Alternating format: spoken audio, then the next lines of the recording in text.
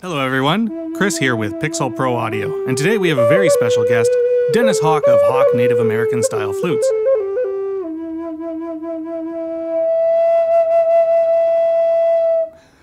Thanks for having me here, because I get to talk about something I have a great passion for, which is the Native American Style Flute.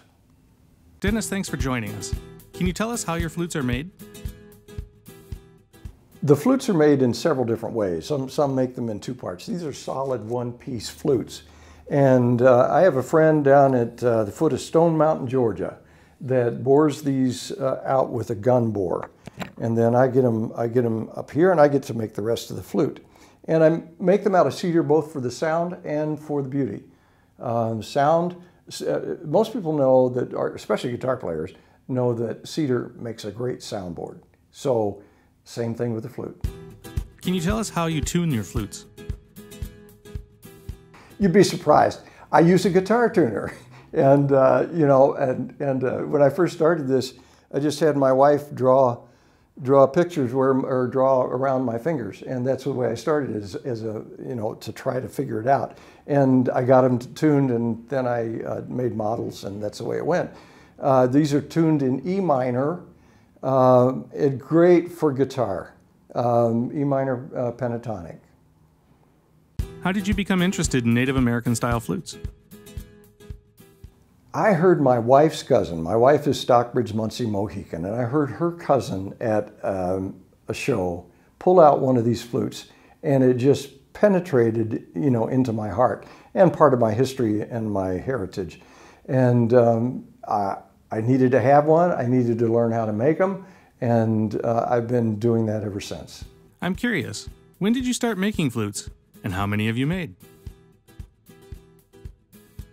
I started making them about 25 years ago, and the numbering system is on the back, and you can't see it from that camera, but I mean they're back here, and so every one of them is numbered. This happens to be 855. I'm up above 900 right now, and continuing to make these because I love to do it. In your opinion, what instruments do the flutes pair well with? Because I'm a guitar player, I started out laying down guitar tracks and then playing the flute over the top of the guitar tracks. But since then, I found, synthesizers, just a lot of keyboard instruments, anything that kind of makes a nest for the flute to play is what I look for. I noticed that each flute has a different animal on it. Can you tell us a little bit more about that? I was encouraged to do this. This happens to be a buffalo, but I was encouraged to do the animals because they represent the different directions of the woodlands tribes of northern Wisconsin.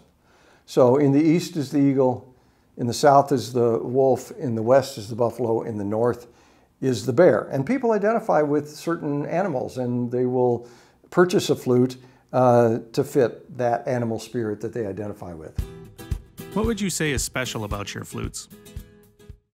I think it's the way I love them into existence.